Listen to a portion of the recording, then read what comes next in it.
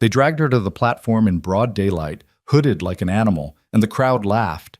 They called her the beast in the sack, a girl so cursed, so hideous, her own family wanted her sold like damaged goods. But when a giant cowboy rode into Dry Creek that morning, he saw something no one else did. He saw a human being, and what happened next would shatter everything this cruel town believed about monsters, beauty, and what it means to be worth saving. Stay with me until the end of this story, and comment below what city you're watching from. I want to see how far Mira's journey travels across this world.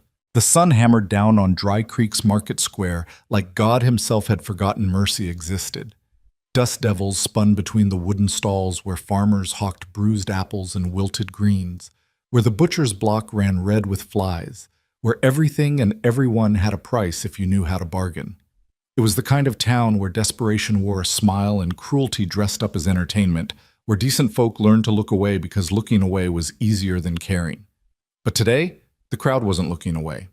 Today, they'd gathered thick as locusts around the auction platform at the square's east end, jostling for position, pointing and laughing like they'd stumbled onto the finest show this side of the Mississippi.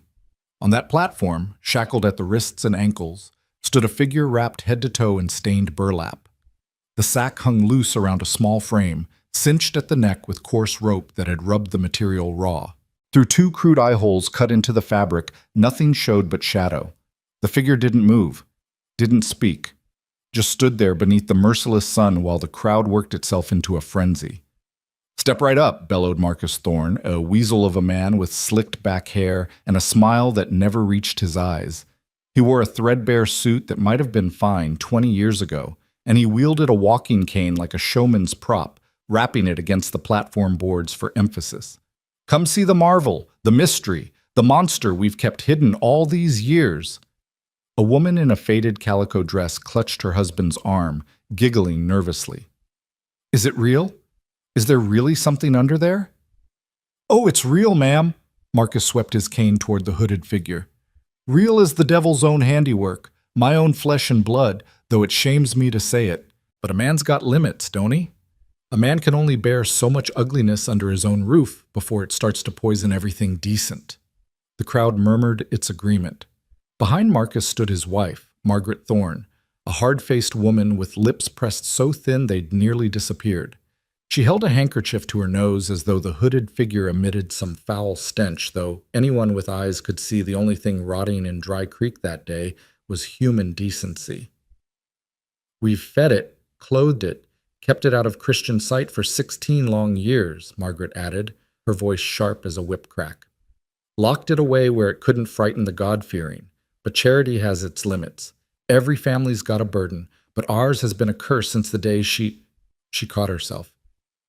It crawled out of the flames." "Flames?" someone called out. "What happened?" Marcus leaned on his cane, warming to his tale. "House fire, back when the creature was 5 years old. Started in the kitchen where it was playing with matches. Foolish child. Killed its grandmother, scarred itself beyond recognition. We pulled it from the burning boards, saved its miserable life, and this," he gestured with disgust, "is what survived. A face that'd make a grown man weep. Features that ain't quite human anymore." The hooded figure's shoulders drew inward, shrinking against the words like blows. "So we done what any decent family would do," Marcus continued. "We kept it hidden, kept it fed. But 16 years of that charity has bled us dry, and we got other children to think about. Normal children who deserve a future not shadowed by this beast," Margaret finished coldly. "That's what the hands call it. The beast in the sack." The crowd pressed closer, morbid fascination glittering in their eyes. A boy no older than 12 picked up a clod of dirt and hurled it at the platform. It struck the hooded figure's shoulder, and the crowd erupted in laughter. Now," Marcus chided with mock severity, though his eyes gleamed with approval. "Let's keep this civilized. We're here to find this creature a new home, a fresh start. Surely there's someone charitable enough to take it off our hands, someone with a strong stomach and a stronger fence?" "How much you askin'?" called a rancher in a dust-covered hat. "We ain't greedy," Marcus replied. $20, and it's yours. Take it home, put it to work. It can cook, clean, mend, does all right with its hands. Just keep it covered. Keep it out of sight of decent folk. and you'll have yourself a tireless servant." "I wouldn't pay 20 cents, someone shouted. "Not for something you gotta keep bagged like spoiled meat." The laughter that followed was ugly, sharp-edged. The hooded figure's breathing came faster now, visible in the rapid rise and fall of the burlap sack. Thin fingers, visible beneath the wrist shackles, trembled. An older woman with a kind face started to step forward, her hand reaching for her husband's sleeve. "Samuel, maybe we could—" "Don't!" He cut her off, firm but not unkind. "Don't get involved in thorn business. Nothing good comes of it." She hesitated, then retreated into the crowd, and the hooded figure seemed to shrink even smaller. $10, Marcus called out, desperation creeping into his voice now. "Surely someone's got $10 for a working servant?" "5, came a gravelly voice from the back. "And only 'cause I need help with the hogs. Figure something that ugly won't spook 'em none." The crowd roared with laughter. Marcus was about to respond when the atmosphere shifted. A change as sudden as a summer storm rolling over the plains. The laughter died mid-breath. Heads turned. The crowd parted like the Red Sea before Moses, though nobody seemed quite sure why they were moving, only that something in their bones told them to make way. Through the gap rode a man on a horse so black it seemed to swallow sunlight. But it wasn't the horse that made the crowd step back. It was the rider. Colt Maddox stood 6 feet 6 inches in his boots, built like a mountain had decided to walk upright and wear a duster coat. His shoulders were broad enough to carry timber, his hands large enough to palm a man's skull like a melon. Beneath a wide-brimmed hat, his face was all hard angles and weathered planes, sun-carved features that spoke of long years under open sky, of dust storms weathered and harsh truths learned. But his eyes were what stopped people mid-breath. Gray as a winter dawn, they held a stillness that predators recognized in each other. Not cruel, not mean, just absolutely certain of what they were capable of, and completely unimpressed by lesser men's noise. He dismounted in one fluid motion despite his size, boots hitting the packed earth with the finality of a judge's gavel. He didn't hurry, didn't speak, just walked toward the platform with the inevitability of sunrise, the crowd scrambling out of his path. Marcus Thorne's grin faltered. "Well now, Mr. Maddox, didn't know you were in town. You interested in—" "How much?" Colt's voice was deep as a well, quiet as distant thunder. What?" "The girl. How much?" Marcus licked his lips, suddenly uncertain. Everyone in 3 counties knew Colt Maddox. Knew he ran a ranch north of town with his 3 children after his wife passed. Knew he kept to himself, paid his bills, and didn't tolerate fools. Also knew that the last man who'd tried to cheat him in a cattle deal had ended up with his arm in a sling and his pride in splinters. $20, Marcus said, trying to sound confident. "Like I said, she's a hard worker, just needs a firm—" "She!" Colt's gaze fixed on Marcus like a rifle sight. "Thought you called it a beast." Margaret stepped forward, her handkerchief clutched tight. "Now see here, Mr. Maddox, this don't concern—" Colt's eyes shifted to her, and whatever she saw there made her step back so fast she nearly tripped on her skirts. 20, Marcus repeated, recovering his bluster. "And the chains come with her, seeing as she's prone to wandering if you don't—" Colt reached into his coat and produced a small leather pouch. He counted out bills, not 20, but 25, and set them on the platform edge with the care of a man handling dynamite. "Open the lock," he said. "Now hold on," Marcus began. "There's paperwork to—" Colt reached out, almost casually, and wrapped one massive hand around Marcus's walking cane. For a heartbeat, nothing happened. Then he twisted, just once, and the cane snapped like kindling. The crack echoed across the suddenly silent square. "Open." "The lock." Marcus scrambled for the key with shaking hands, nearly dropping it twice before he managed to fit it into the shackles. The chains fell away with a clatter that sounded too loud in the stillness. The hooded figure swayed, free limbs uncertain, then started to crumple. Colt caught her before she hit the boards. One arm swept beneath her knees, the other behind her shoulders, and he lifted her as easily as a man might lift a child. She weighed almost nothing, all bones and fear and starvation beneath that burlap shroud. "Now wait just a minute," Margaret shrilled. "You can't just— She's ours until—" "She's no one's," Colt said, and there was something in his voice that made it fact rather than opinion. "You sold her. Transaction's complete." He turned, The girl cradled against his chest and began walking back toward his horse. The crowd remained frozen, unsure whether to be terrified or enthralled. Behind him, Marcus found his voice. "You'll regret it," he called out, trying to save face. "You'll see what we had to live with. That face will haunt your nightmares. Your children will have terrors. You'll be begging us to take it back within a week." Colt didn't turn around, didn't pause, but his voice carried clear across the square. "I've seen nightmares. They don't usually come chained on auction blocks." He reached his horse, adjusted his grip on the girl, and somehow mounted with her still in his arms, a feat of horsemanship and strength that left the crowd murmuring. Once settled in the saddle, he positioned her carefully in front of him, one arm locked secure around her waist. "Easy now," he murmured, though whether to the girl or the horse wasn't clear. "We're going home." The black horse wheeled and started forward at a steady walk. As they passed through the crowd, a few people stepped forward as if to speak, questions forming on their lips, protests or warnings or simple curiosity.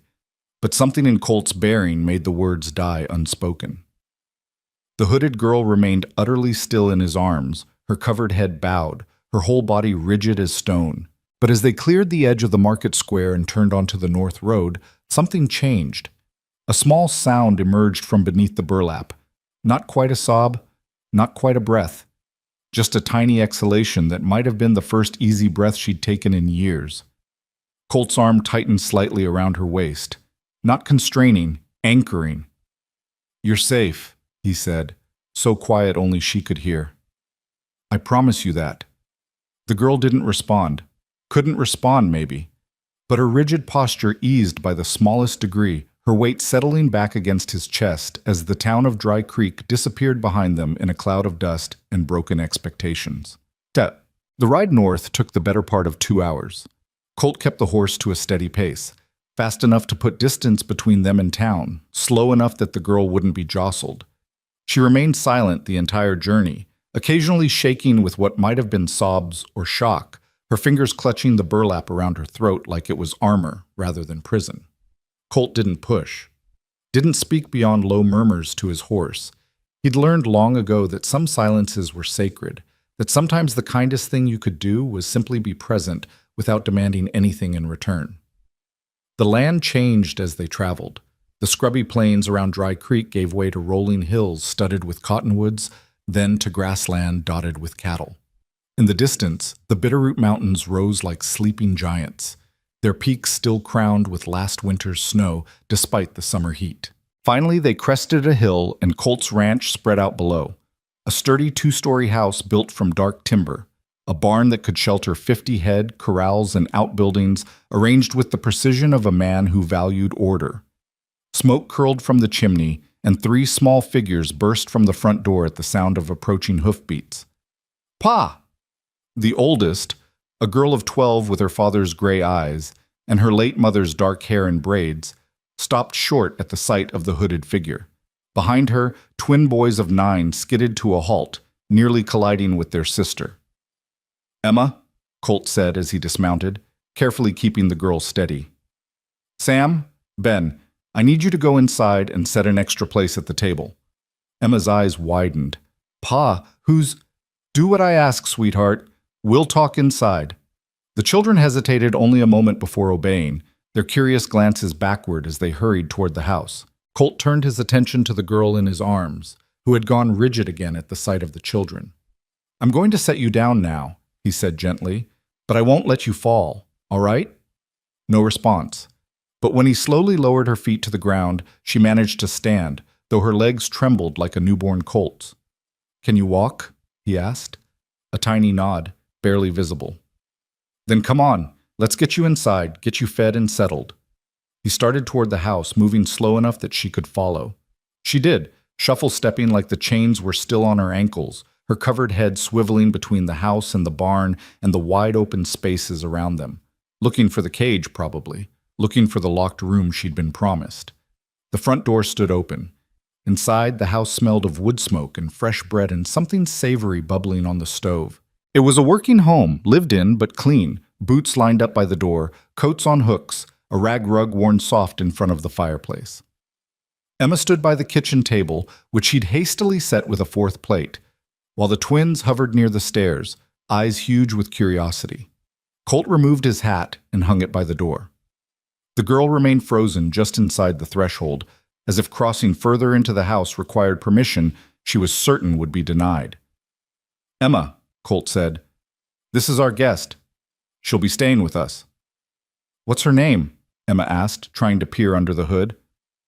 "I don't know yet," Colt admitted. He crouched down slightly, bringing himself closer to the hooded girl's level. "Would you like to tell us your name?" Silence. Then, so faint it was barely audible, a whisper emerged from beneath the burlap. "Mira." "Mira," Colt repeated, as if the name were something precious to be handled carefully. "That's a good name. I'm Colt. This is Emma, and the two troublemakers by the stairs are Sam and Ben." "I ain't a troublemaker," Ben protested. "Sam's the troublemaker." "Am not." "Both of you hush," Emma said with the authority of an eldest sibling. She stepped closer to Mira, her expression softening. "Are you hungry? Pa made stew this morning, and I baked bread yesterday. It's only a little burned on the bottom." Mira's head moved, not quite a nod, but something like it. "Then sit," Colt said, gesturing to the chair they'd prepared. "Emma, dish up 4 bowls. Boys, wash your hands and come eat." They moved around Mira like she was a wild animal that might bolt, gentle, careful, giving her space. She remained standing until Colt pulled out the chair himself and waited, patient as stone, until she finally shuffled forward and lowered herself onto it. Even sitting, she kept the burlap clutched tight around her throat. Her hands, emerging from the sack's rough sleeves, were thin as bird bones, the nails broken and dirty. When Emma set a bowl of stew in front of her, she stared at it like she didn't understand what it was for. "Go on," Colt encouraged, taking his own seat. "Eat." Slowly, so slowly, one hand crept toward the spoon. She lifted it with the trembling care of someone defusing a bomb, brought it to the edge of the burlap where her mouth must be, and somehow maneuvered a bite beneath the hood. The family ate in near silence. The only sounds the clink of spoons on tin bowls and the crackle of the fire. But it wasn't an uncomfortable silence. The children had been raised better than to stare, though their curiosity was palpable. Colt kept his attention on his own meal, but his awareness never left Mira, noting how she flinched at sudden movements, how her breathing hitched when Sam dropped his spoon, how she ate like someone who expected the food to be snatched away any moment. When the bowls were empty, Emma cleared the table without being asked. The twins fidgeted in their chairs, clearly bursting with questions they'd been taught were impolite to ask. "Boys," Colt said, "go do your evening chores. Emma, help them with the chickens, please." "But Pa," Sam began. "Now, please." They went, reluctance in every step, and suddenly the kitchen was quiet again. Just Colt and Mira, the firelight casting long shadows across the worn floorboards. Colt pulled his chair around the table corner, closer to Mira, but still not crowding. When he spoke, his voice was gentle as a man trying not to spook a wounded creature. "Mira, I'm going to be straight with you. You're safe here. No one's going to hurt you, lock you away, or sell you again. But I need to know. Are you injured? Are you sick? Do you need a doctor?" The hooded head shook violently. "No doctor, please." "All right. No doctor if you don't want one." He paused, choosing his words carefully. "Are you going to keep that sack on?" Her hands clutched tighter at the fabric. "Yes." "Even to sleep? Even when you wash?" "Yes." He nodded slowly. "That's your choice. I won't force you to do anything you're not ready for. But I will say this. There's nobody here who's going to judge you, whatever's under that hood. Nobody here cares what you look like. We care that you're fed, safe, and treated decent. Understand?" A long pause. Then, barely audible. "Why? Why what? Why did you—" Her voice broke, and she had to start again. "Why did you buy me?" Colt leaned back in his chair, considering the question with the seriousness it deserved. "I lost my wife 3 years ago," he said finally. Fever took her in the space of a week. One day she was laughing at Sam's jokes, the next she was too weak to stand, and then she was gone. He looked toward the fire, his expression distant. "After she passed, I thought I'd lost more than just her. Thought I'd lost the part of me that could see people as people instead of just shapes that took up space. Thought I'd gone cold all the way through. He turned back to Mira. Then today I rode into town and saw you on that platform. Saw how they looked at you, talked about you, like you were less than human. And something in me just broke. Or maybe woke up. I don't know which. He shook his head. But I knew I couldn't ride away. Knew I couldn't leave you there. So I didn't. Mira sat perfectly still, and Colt wondered if she was crying under that hood, if tears were soaking into the burlap where no one could see them. You don't owe me anything for it, he continued. You don't have to work yourself to death or be grateful every minute. You're a guest here, not a servant. When you're ready, if you're ever ready, you can leave. I'll give you money, a horse, whatever you need. But until then, you've got a roof over your head and a place at this table. That's the deal. For a long moment, Mira didn't respond. Then, in a voice so small it was almost lost beneath the crackle of the fire, she whispered, "No one's ever called me a guest before." Then, it's about time someone did. Outside, the sun was setting, painting the sky in shades of copper and gold. Through the window, Colt could see his children finishing their chores, Emma herding the twins toward the barn. Soon they'd come back inside, full of questions he wasn't sure how to answer. But for now, in this moment, there was just a kitchen warmed by firelight, a table that had seen its share of grief and joy, and two people, one giant of a man with a guarded heart, and one terrified girl in a burlap sack, learning what it might mean to trust again. Mira's hands slowly loosened their death grip on the fabric at her throat, not removing it, not yet, but easing, just slightly, the way a person might ease their grip on a weapon when they finally believe the battle is over. "Thank you," she breathed. Colt nodded once, then stood to stoke the fire, giving her privacy for whatever emotions were moving across her hidden face. Outside, the first stars began to emerge, and somewhere in the distance, a coyote called out to the coming night. In the morning, there would be questions to answer, routines to establish, a dozen small adjustments to make. But tonight, for the first time in 16 years, Mira Thorne would sleep in a house where she was not a monster, not a curse, not a beast, just a girl named Mira who had finally, impossibly, found something she'd never dared hope for. She'd found a home. The first night passed in restless silence. Colt had given Mira the small room at the end of the upstairs hall, once a sewing room, now hastily converted with a narrow bed, a wash basin, and a window that looked out over the eastern pasture. He'd left the door open a crack, not to watch her, but to let her know she wasn't locked in, that she could leave if she needed to. Around 2 in the morning, he'd woken to the sound of footsteps on the stairs, soft, hesitant, like someone testing whether the floorboards would give them away. He'd found her in the kitchen, still hooded, standing motionless by the back door with her hand on the latch. "You can go if you want," he'd said quietly from the doorway, making sure she knew he wasn't blocking her path. "Door's not locked. Never will be." She'd stood there for what felt like an eternity, her thin shoulders rising and falling with rapid breaths. Then slowly, so slowly, her hand had dropped from the latch. She'd turned and shuffled past him without a word, back up the stairs to her room.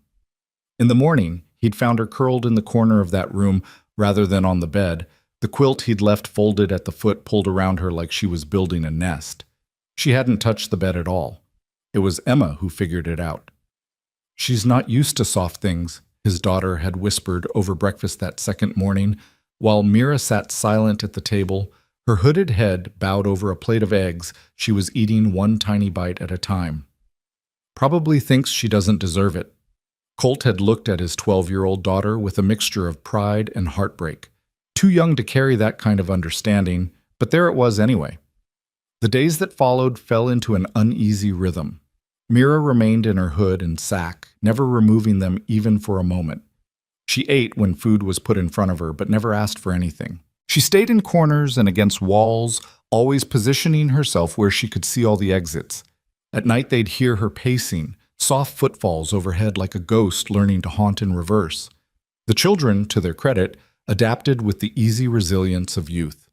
After the initial shock wore off, they simply accepted that the hooded girl was part of their household now, as natural as the chickens in the yard or the cattle on the hills.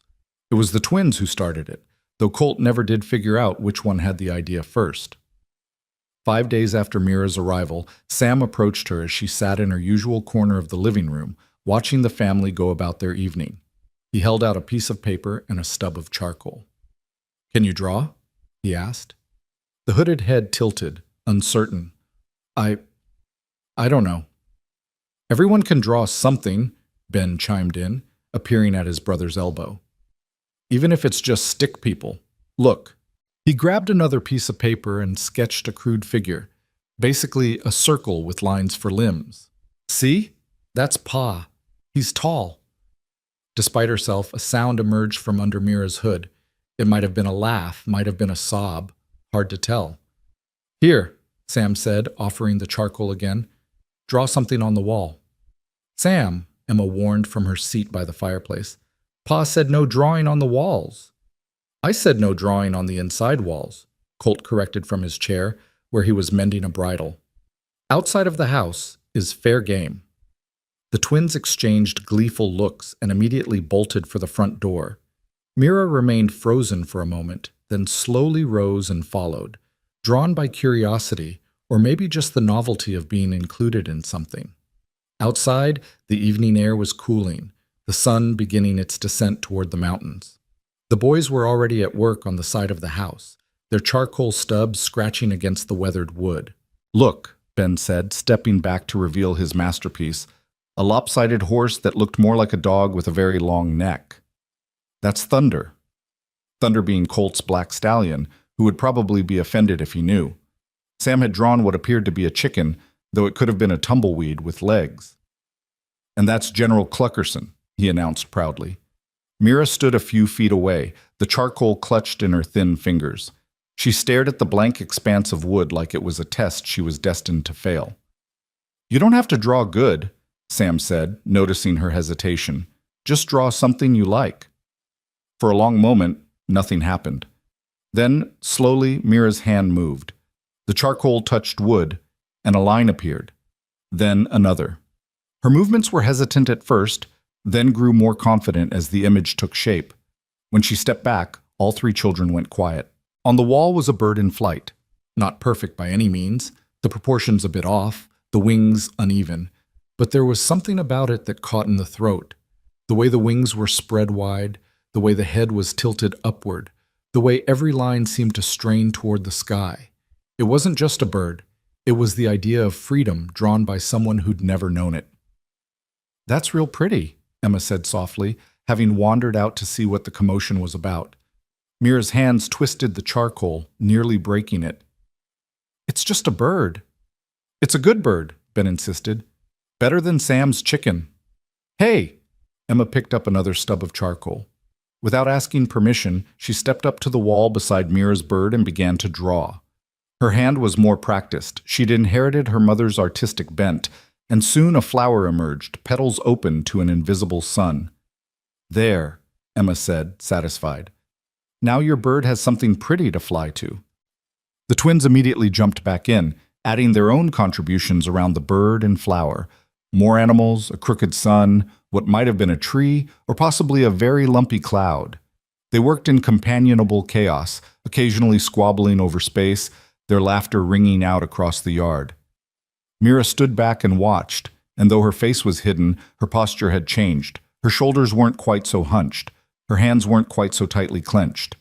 From the porch, Colt observed it all, something warm unclenching in his chest. He'd wondered how to help this girl, how to reach past the walls she'd built around herself. Leave it to children to find the simplest answer. Just include her. Just make space for her in the ordinary magic of their days. That night at dinner, the conversation flowed easier. The children chattered about their drawings, making plans for what they'd add tomorrow. Mira was quiet, but she was listening, really listening, not just enduring. And once, when Ben told a particularly terrible joke about a horse walking into a barn, a sound emerged from under her hood that was definitely, unmistakably, a laugh. It was small, brief, but it was there. The days began to blur together in the best possible way. Mira still wore her hood and sack, still slept in the corner of her room, still moved through the house like a shadow. But the shadow grew slowly more solid, more present. She began to anticipate meal times, coming to the table without being called. She started washing her own dishes, then everyone's, her thin hands efficient in the soapy water. One morning, about 2 weeks after her arrival, Colt came downstairs to find bread rising on the counter. 4 perfect loaves, the dough punched down and shaped with practiced skill. "Did you make these?"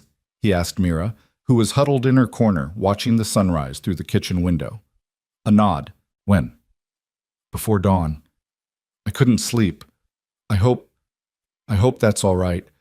I found the flour and yeast, and I thought maybe I could—" Her voice rose with panic. "I'm sorry, I shouldn't have used your—" "Mira." His voice was gentle but firm. "It's fine. Better than fine. This is your home, too. You don't need permission to use the kitchen." She went very still. "Home?" "Yes. But you're just a person who lives here, same as Emma, same as the boys, same as me. That makes this your home." He could hear her breathing quicken beneath the hood, the sound of someone trying not to cry.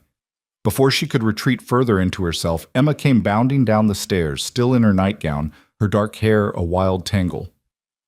"Is that bread I smell?" She made a beeline for the counter. "Oh, Mira, it looks perfect. Can you teach me? Mine always comes out flat as a board." Yes, I could teach you." "Really?" Emma's face lit up. "When?" "Whenever you like." And just like that, Mira had a purpose. Something to offer that wasn't born of obligation or fear, but simple sharing of knowledge. Emma pulled up a chair, and soon they were bent over the rising loaves together, Mira's voice soft but steady as she explained the feel of properly kneaded dough, the way yeast needed warmth but not too much heat, the patience required to let things rise in their own time. Colt left them to it and headed out to start the day's work, but the image stayed with him, 2 heads bent together over something ordinary and miraculous, the hooded girl and his daughter building a bridge between them, 1 loaf at a time. The wall drawings multiplied. What started as a small section of doodles soon covered 20 feet of the house's western side. The children drew every evening now, and slowly, tentatively, Mira joined them. Her birds became more confident, joined by flowers, trees, a creek that seemed to flow across the weathered boards. She never drew people, Colt noticed. Only nature, only things that couldn't hurt or judge. One evening, about 3 weeks in, Sam screwed up his courage and asked the question they'd all been wondering. "Mira, why do you wear the sack?" Emma gasped. "Sam, that's rude." "I'm not being mean," Sam protested. "I'm just asking. You're allowed to ask questions." Mira had gone rigid, her charcoal frozen mid-stroke. Colt was about to intervene when she spoke, her voice barely audible. "Because I'm ugly." "Says who?" Ben demanded. "Everyone. My parents, the people in town, everyone who's ever seen me." "Well, we haven't seen you," Sam pointed out with the impeccable logic of a 9-year-old. "So we don't know if you're ugly or not." "I am. Trust me." "Can't trust something I haven't seen with my own eyes," Ben insisted. "Pa says a man, or a kid, should always verify facts before accepting them as truth." Mira made a sound that might have been a laugh or a sob. "You don't want to see—" "Maybe we don't care," Emma said quietly. She set down her charcoal and turned to face Mira directly. "Maybe what you look like doesn't matter to us. Did you think of that? It always matters. It doesn't to us." Mira shook her head, a violent, jerky motion. "You say that now, but if you saw—" Her voice cracked. "You'd look at me different. Everyone does. They see this—" She touched the burlap covering her face. "And they see a monster." Colt stepped forward then, his shadow falling across the drawings on the wall. "Mira, look at me." When the hooded head turned toward him, he continued, "I've seen monsters. Real ones. Men who hurt women and children for sport. Men who'd burn down a ranch over a bad card game. Men who'd sell their own kin for whiskey money." His voice was steady as bedrock. "Whatever's under that hood, it's not a monster. It's just a face. And faces don't make monsters. Choices do." "But I'm hideous," she whispered. "The fire, it took half my face. Melted it, twisted it. It's not human anymore." Then you've got one pretty half and one marked half, Ben said matter-of-factly. So what? Old Buck, the ranch dog before he died?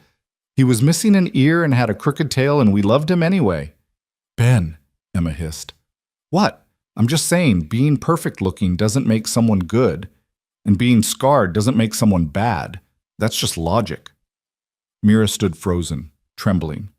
Around them, the evening insects began their chorus, and from the barn came the soft nickering of horses settling for the night. Normal sounds. Safe sounds. You don't have to show us, Colt said gently. Not until you're ready. Maybe not ever. But I want you to know. When you do, if you do, nothing's going to change. You'll still be Mira. You'll still be welcome at our table. You'll still have a place here. You can't know that, she breathed. I can, and I do. For a moment he thought she might bolt, might retreat to her corner or her room and disappear into herself again. But instead she sank down right there beside the wall, her back pressed against her drawings, her whole body shaking. Emma sat down beside her without hesitation, not touching, but close enough to be a presence. The twins followed suit, forming a semicircle. And then Colt lowered himself to the ground too, his long legs folding up, and they sat there together as the sun set and the stars emerged one by one. They didn't talk, didn't push, just sat with her while she trembled and breathed and tried to believe that maybe, possibly, she might deserve this impossible kindness. The days continued to unspool like thread from a spool. Mira taught Emma to bake, not just bread but biscuits, pies, even a cake for Ben's birthday that listed slightly to one side but tasted like heaven. She started mending clothes without being asked, her stitches small and precise. She learned where everything was kept, anticipated needs before they were spoken, moved through the house with increasing confidence. But she kept the hood on, always. Until one afternoon when everything changed. It was a Tuesday, unseasonably hot, the kind of day where even the cattle looked for shade and the air shimmered over the grass like water. Colt was out checking fence lines in the north pasture. Emma had taken the twins into town for supplies. The house was empty except for Mira, who had taken advantage of the solitude to do a thorough cleaning. She was upstairs, dusting the hallway, when she heard it, a ripping sound, loud and sudden. She looked down and saw that the burlap sack had caught on a protruding nail near the banister. The fabric was old, weakened by weeks of constant wear, and the nail had torn a long gash from her shoulder nearly to her waist. For a moment she just stood there, staring at the damage. Then panic set in. She clutched at the torn edges, trying to hold the sack together, but it was no use. The fabric was ripping further with every movement, coming apart like her armor was finally giving up. She stumbled to her room, breath coming in gasps, and stared at herself in the small mirror above the wash basin, the first time she'd looked at her reflection in weeks. Half her face stared back, beautiful in its own right. Delicate features, smooth skin, one eye the color of autumn leaves. But the other half, the scar tissue ran from her temple to her jaw, puckered and twisted, pulling at her eye and mouth, turning what might have been symmetry into something haunting and strange. She'd been 5 when it happened. 16 years she'd lived with this face. 16 years of being told it was too horrible to show, too terrible to bear. And now the sack that had hidden it was literally falling apart in her hands. The sound that came out of her was raw and broken. She sank to the floor, the ruined burlap pooling around her, and for the first time since Colt had brought her home, she let herself truly cry. Not the quiet, hidden tears she'd shed beneath the hood, but great racking sobs that shook her whole body. That was how Emma found her an hour later. The girl had forgotten something and returned early, leaving the twins with the shopkeeper's wife. She'd come upstairs to fetch it and heard the crying, soft now, exhausted, but unmistakable. Emma pushed open the door to Mira's room and stopped short. Mira looked up, her face fully visible for the first time, tears streaming down both the smooth side and the scarred side. She grabbed for the torn burlap, trying frantically to cover herself, her voice rising in panic. Don't look, please don't. Mira, Emma's voice was steady. She stepped fully into the room and closed the door behind her. Mira, it's all right.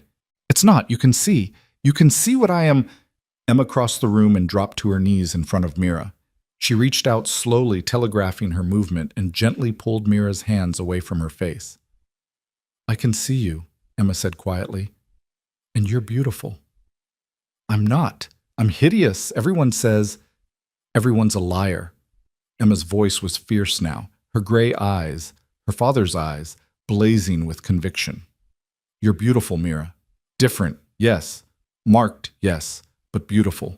And anyone who can't see that is blind and stupid and not worth your tears. Mira stared at her, shock temporarily overriding panic. You mean that? I don't lie. Emma reached up and touched Mira's scarred cheek with infinite gentleness. This doesn't make you a monster. It makes you someone who survived. That's not the same thing at all. The tears came again, but different this time. Softer. The kind that wash clean rather than drown. Emma pulled Mira into a hug, and Mira collapsed into it, her bare face pressed against Emma's shoulder, sobbing out 16 years of shame and fear and loneliness. They stayed like that until the tears ran dry and Mira's breathing evened out. Finally, Emma pulled back and surveyed the ruined burlap. Well, she said practically, we can't put that back together, and it's too hot for another sack anyway. How about we find you a real dress?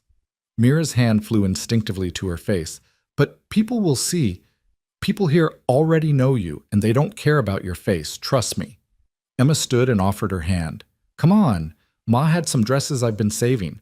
One of them should fit you. Slowly, trembling, Mira took her hand and let herself be pulled to her feet. In Emma's room, which had once been her parents' room, Emma pulled out a trunk from under the bed. Inside were dresses carefully folded and preserved, smelling faintly of lavender. She selected one in soft blue cotton, simple but well made, with long sleeves and a high collar. Here, try this. Mira took the dress like it was made of spun glass. I can't. This was your mother's. And she'd want it worn by someone who needs it. She always said clothes were meant for living, not for storing away like museum pieces. Emma smiled.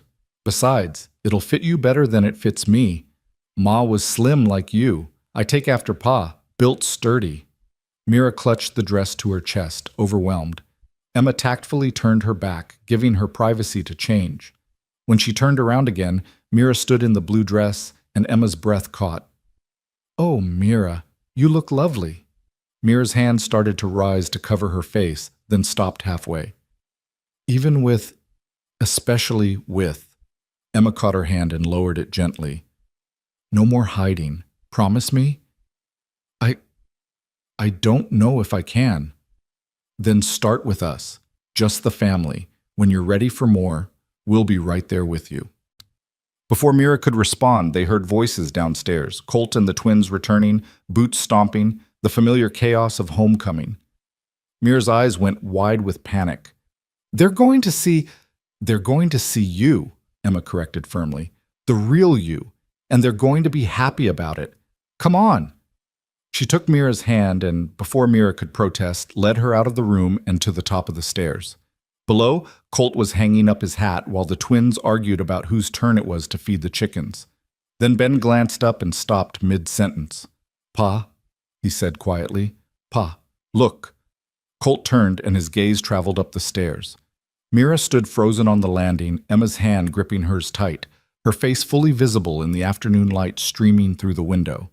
One side smooth and lovely, the other marked by fire and time and pain, both sides equally hers, both sides exposed for the first time. For one terrible moment, she waited for the screams, the revulsion, the confirmation of everything her parents had taught her to believe about herself. Instead, Colt's face softened. He smiled, a real smile, warm and genuine, and said simply, "Welcome home, Mira."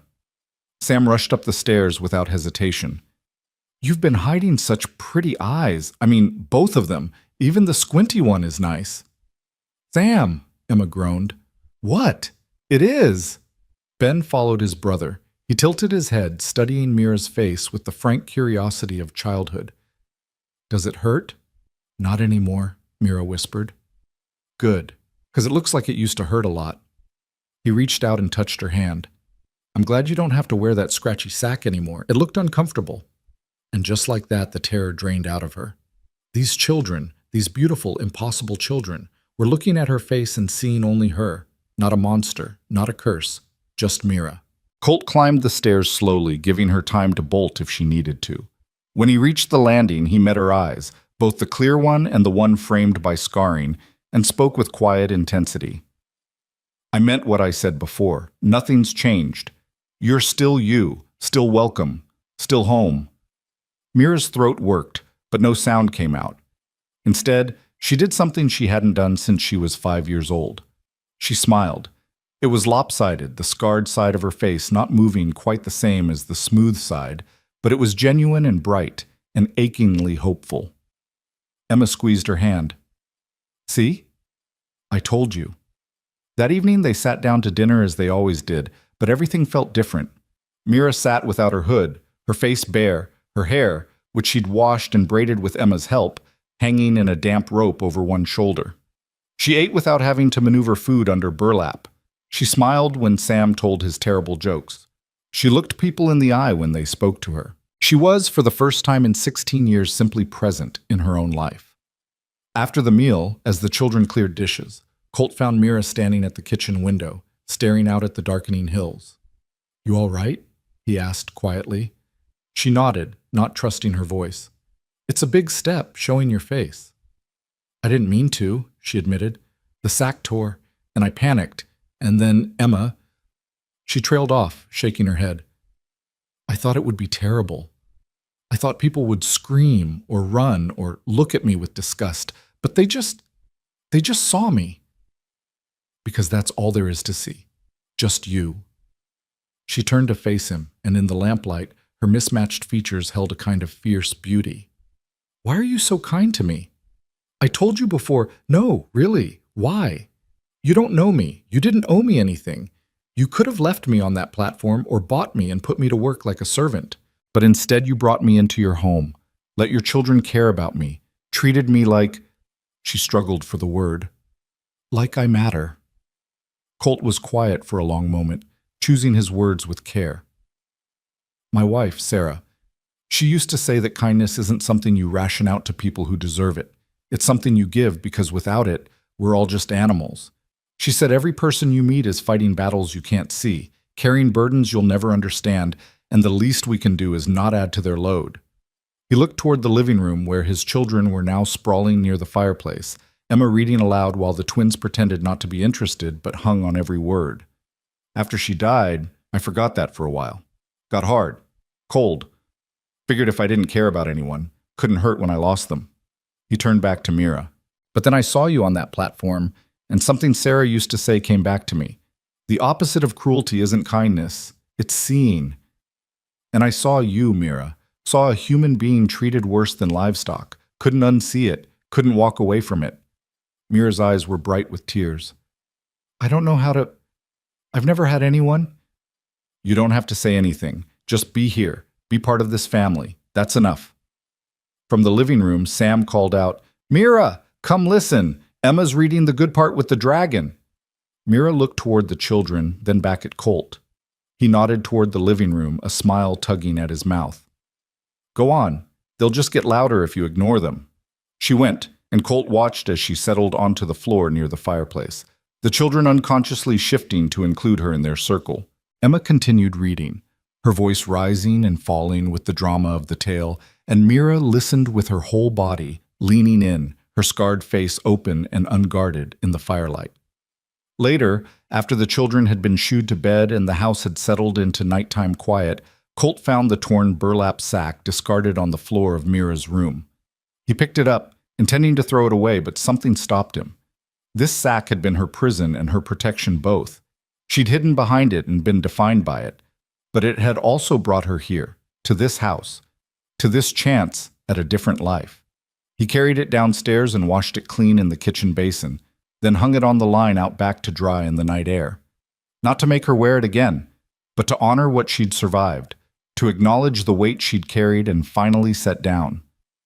Above him, the stars wheeled in their ancient dance, indifferent and eternal.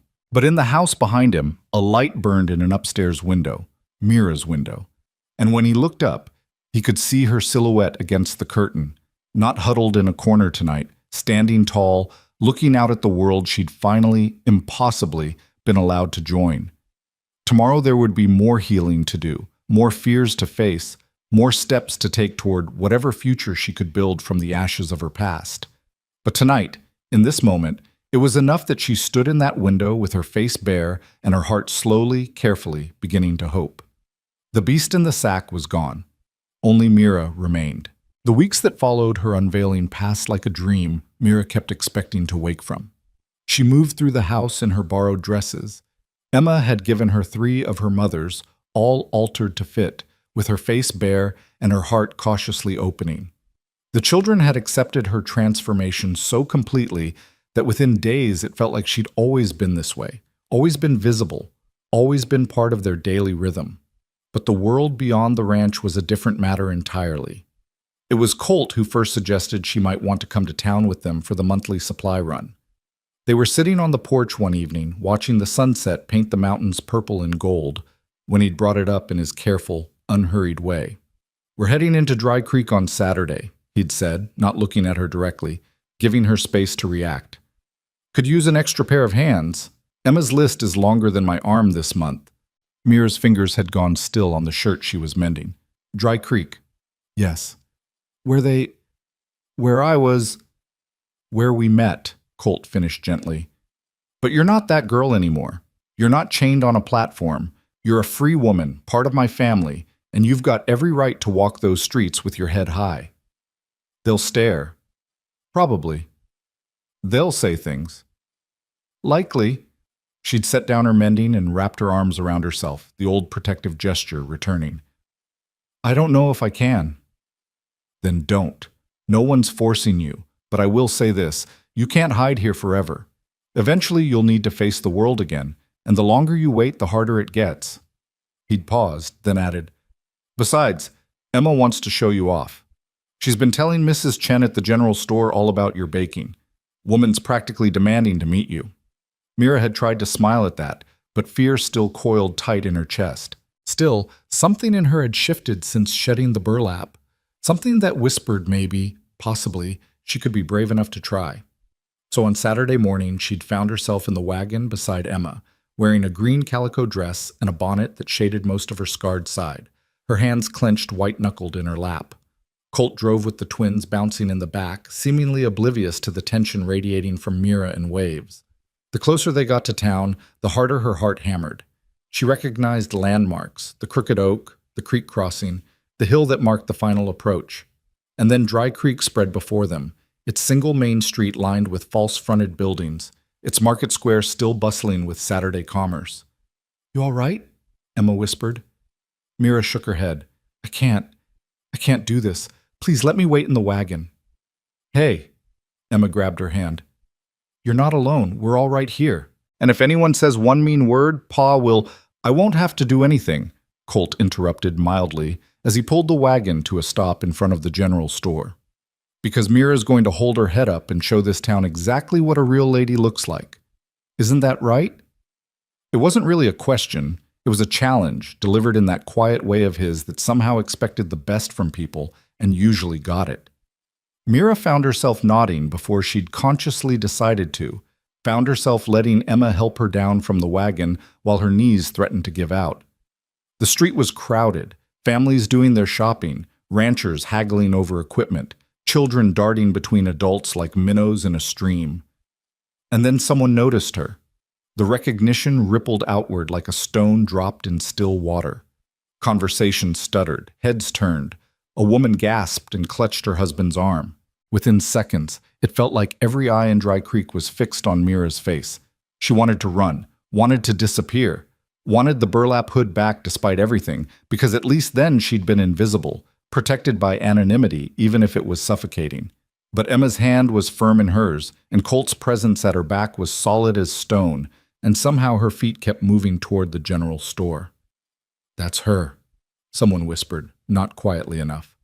"That's the Thorn girl. The beast. Lord have mercy, look at that face. Half pretty, half nightmare. Like something out of a storybook gone wrong." Each word was a needle, sharp and precise. Mira's breath came shallow and quick, her vision narrowing to the door ahead. Just the door. Just get to the door. Then a man stepped into their path. He was middle-aged, thick around the middle, with the red-veined nose of a heavy drinker. Mira recognized him. He'd been at the auction, had laughed the loudest when Marcus called her a beast. "Well, well," he drawled, his eyes traveling over her face with undisguised disgust. "Colt Maddox slumming it with freaks now? Thought you had more sense than to parade something like that around decent folk." Colt's hand landed on Mira's shoulder, steadying. When he spoke, his voice was conversational, almost pleasant. "Frank, I'm going to give you one chance to step aside and apologize to the lady." Frank sneered. "Lady? That thing ain't no lady. It's barely human. Should have left it on the auction block where it belonged. That's your opinion. Now move. Or what? You going to defend your monster's honor?" Frank laughed, looking around for support from the gathering crowd. "Everyone can see what she is. No amount of pretty dresses is going to change the fact that she's—" He didn't get to finish. Colt moved with startling speed for a man his size, his hand shooting out to grip Frank's collar and lift him nearly off his feet. The casual strength in the gesture was terrifying. "Her name," Colt said softly, "is Mira, and she's worth 10 of you on your best day. Now you're going to apologize, or you're going to find out exactly how little patience I have for men who insult women." Frank's face went purple, then pale. Around them the crowd had gone silent, watching with bated breath. Finally, Frank managed to choke out, "I apologize. To her, not to me." Frank's eyes slid to Mira, who stood frozen, trembling. "I apologize," he repeated, the words bitter as bile. Colt released him, and Frank stumbled back, nearly falling. He shot them all a venomous look before disappearing into the crowd, muttering under his breath. The onlookers began to disperse, the show over, but the stares remained. "Come on," Emma said gently, tugging Mira toward the store. Mrs. Chen's waiting. Inside the general store, the atmosphere was different. Mrs. Chen, a tiny woman with silver hair and sharp, kind eyes, came around the counter the moment they entered. "So this is her," she said, looking Mira up and down without flinching. "Emma's told me all about you. Says you make bread that could make angels weep." Mira blinked, thrown by the matter-of-fact greeting. Yes, ma'am. I bake. I don't know about angels." "False modesty's a waste of time, girl. You either can bake or you can't." Mrs. Chen gestured to the shelves. "I've been thinking about adding fresh bread to my stock.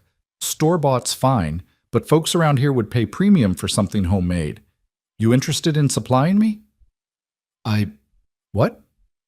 "Supplying me. Bread, biscuits, pies, maybe. I'll pay fair, 70-30 split. You get the 70. Could be good income for you." Mira stared at her, unable to process what she was hearing. This woman was offering her work, real work, not charity, not pity, but actual business. "I don't have money for supplies," she managed finally. "I'll front the supplies, deduct from your first month's earnings. We'll call it an investment." Mrs. Chen's eyes were shrewd but not unkind. "That face of yours is unusual, I'll grant you, but unusual doesn't mean useless. Can you bake or not?" "Yes," Mira whispered. Then, stronger, "Yes, I can bake." "Then we've got a deal. Start next week. Emma can bring your first batch when they come for supplies." Mrs. Chen extended her hand, and after a moment's hesitation, Mira shook it. They completed their shopping in a daze. Emma chattered excitedly about the arrangement, already planning recipes and quantities. The twins ran wild through the aisles until Colt corralled them with a look. And Mira moved through it all like she was floating, unable to quite believe what had just happened. On the way out, they passed the auction platform. It sat empty in the market square, weathered boards baking in the sun, innocent of the cruelties it had witnessed.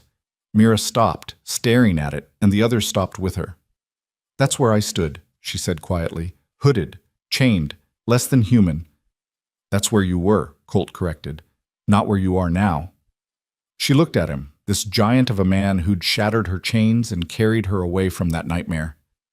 "Why did you really save me?" He considered the question seriously. "I told you before. I saw you. Saw a person where everyone else saw a thing. But maybe there's more to it than that." He looked out toward the mountains in the distance. "Maybe I needed saving too, and didn't know it. Maybe we saved each other. Before Mira could respond, a commotion erupted from the far end of the street. Voices raised in anger, a woman's cry, and then Marcus Thorne emerged from the crowd, Margaret right behind him, their faces twisted with rage. "There she is!" Marcus bellowed, pointing at Mira like she was an escaped criminal. "There's the ungrateful wretch, stealing from good Christian folk, corrupting children with her hideous face." The crowd parted uncertainly. Colt stepped in front of Mira immediately, the twins scrambling behind him while Emma gripped Mira's hand tight. "That's close enough, Marcus," Colt said, his voice carrying that note of absolute finality that made smart men stop in their tracks.